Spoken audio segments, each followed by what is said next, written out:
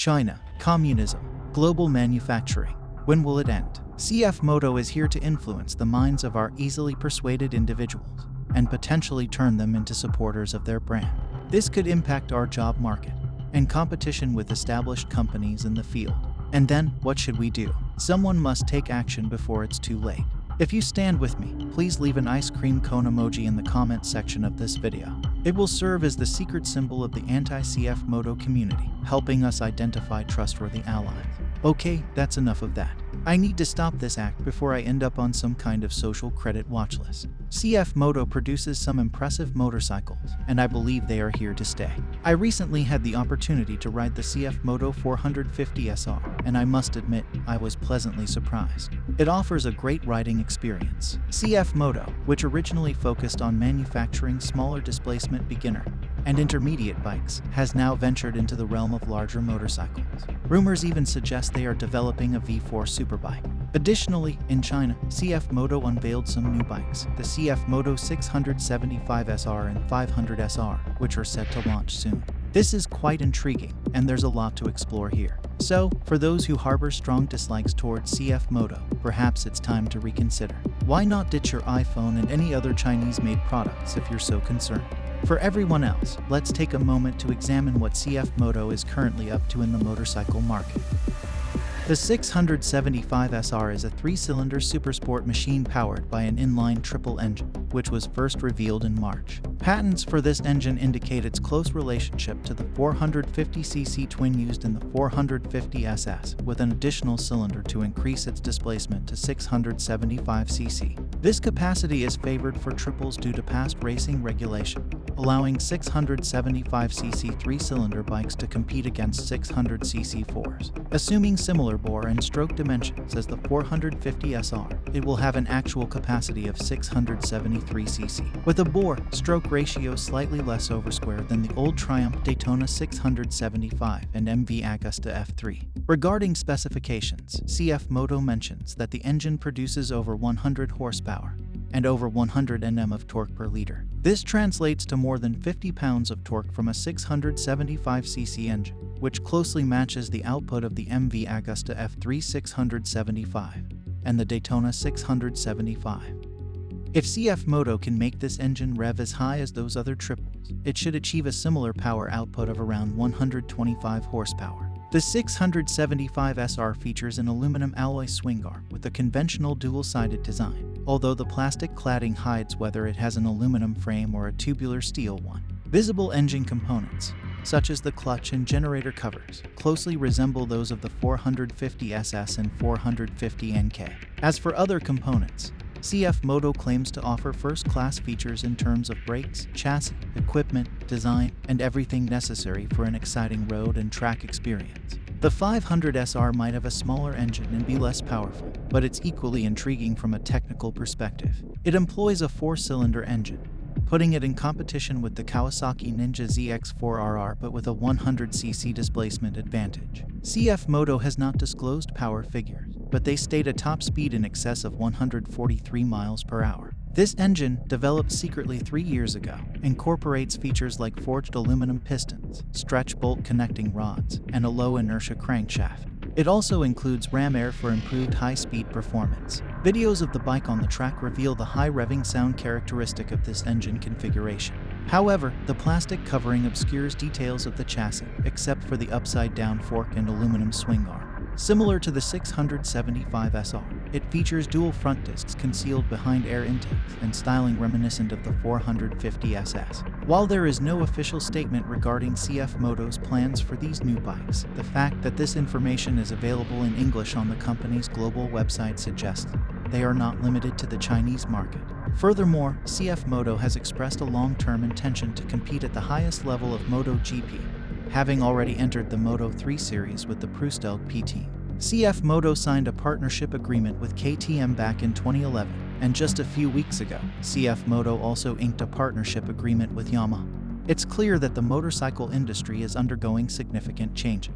While KTM may not be considered a hometown hero for any specific region, it's an Austrian-based company partially owned by the Indian company Bajaj. KTM, in collaboration with the Chinese company CFMoto, represents the reality of modern global manufacturing. Surprisingly, people generally don't seem overly concerned about the manufacturing origins of their KTMs. Their primary focus tends to be issues like technical problems rather than where the motorcycle is produced. One of the most noteworthy outcomes of the CFMoto KTM partnership is the Duke 790, which is powered by a 799cc parallel twin engine manufactured by CFMoto in China. This same engine is used in the CFMoto Ibex 800 adventure bike, currently the largest motorcycle in CFMoto's North American lineup.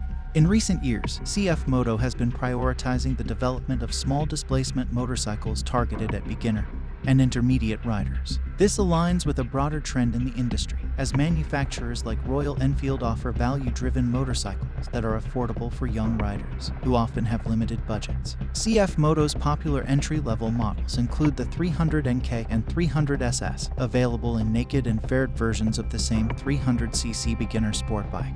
They've also introduced the 450SS, which boasts a larger displacement and competitive technology package, positioning it as a rival to other beginner sport bikes on the market, such as the Ninja 400 and the Yamaha R3. Speaking of the Yamaha R3, it's worth noting that CFMoto produces some middleweight motorcycles as well, like the 650NK, 650 Adventure, and 700 CLX. However, these models face stiff competition when you consider that they are approaching price ranges where Japanese bikes offer greater dealer support, parts availability, aftermarket options, and resale value. Additionally, there's often a stigma associated with riding a Chinese-made motorcycle versus a Japanese one. The truth is, many motorcyclists are image-conscious and somewhat insecure, myself included at times. After all, why else would we put our safety on the line every day just to be seen as cool by our peers? It's undeniable that concerns about the reliability and build quality of Chinese-manufactured motorcycles exist.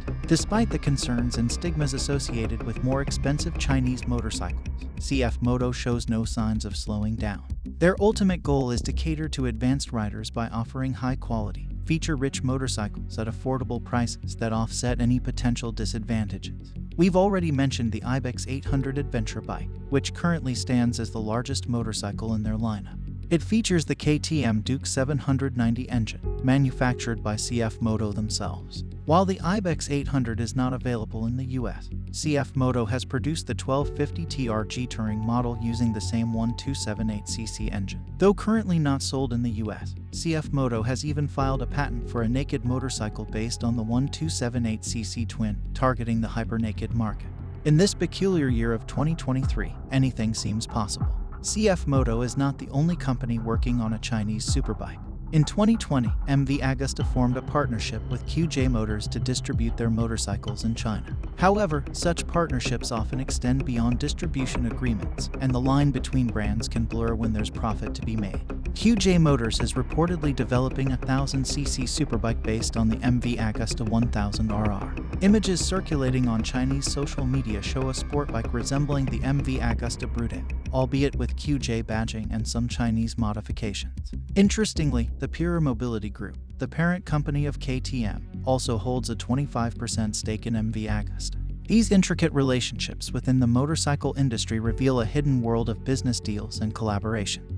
As for the future, will 2025 witness the arrival of Chinese superbikes in the US? Time will tell, but I promise you this, if I'm still making yummy noob videos at that time, I will acquire, ride, and give away a Chinese superbike because the memes write themselves. We'll just have to wait and see. In conclusion, it appears that motorcycle manufacturers joining forces with other companies for global expansion and cost reduction has not significantly compromised build quality, as one might fear. However, we hope these partnerships won't lead to situations reminiscent of Harley-Davidson's AMF era, where build quality suffered as resources were diverted towards non-motorcycle ventures. Speaking of Harley-Davidson, there's now a Chinese version, too. Surprise, surprise. QJ Motors has ventured into building Harley-Davidson motorcycles. May every bald eagle in America shed a tear for the decline of patriotism in this country. QJ Motors introduced two motorcycles, the X350 and X500, which were initially intended for exclusive sale in China. However, as we've seen with other small, affordable bikes like the KTM Duke 200 and the Honda CRF 150L, these models tend to find their way to the US, where young riders often have limited budgets. After all, very few young people can afford a brand new Harley-Davidson, and even if they could, it's doubtful they would want one. Perhaps the X500 could compete with other value-driven small roadsters available today, especially with the upcoming Triumph Speed 400 on the horizon. The X500 is equipped with a 500cc parallel twin engine, boasting a claimed 47 horsepower and 34 feet-pounds of torque. This bike complies with A2 license restrictions and should be available in Europe if Harley-Davidson chooses to sell it there. The X500 offers a neutral riding position with mid-mounted foot controls and wide handlebars. It may not be the most striking motorcycle in terms of design, but it carries a classic lightweight roadster style with a nod to Harley's flat-track racing heritage. The X500 bears several similarities to the Benelli Lionchino 500, another motorcycle produced under the QJ Motors umbrella. Having had first-hand experience with several Benelli models over the years, I can attest that they are far from terrible. In fact, I rather like the Benelli Lionchino 500. So, maybe these new entry-level roadsters can attract more young riders to the Harley-Davidson brand. Only time will tell. That wraps up our exploration of the behind-the-scenes dealings that shape the global motorcycle industry. Would you trust a CFMoto Superbike on the track with your life? Are the cost savings enough to persuade you to consider these Chinese-made motorcycles? Do we really need a CFMoto V4 Superbike? Please share your thoughts in the comments section below, and I'll see you in the next video.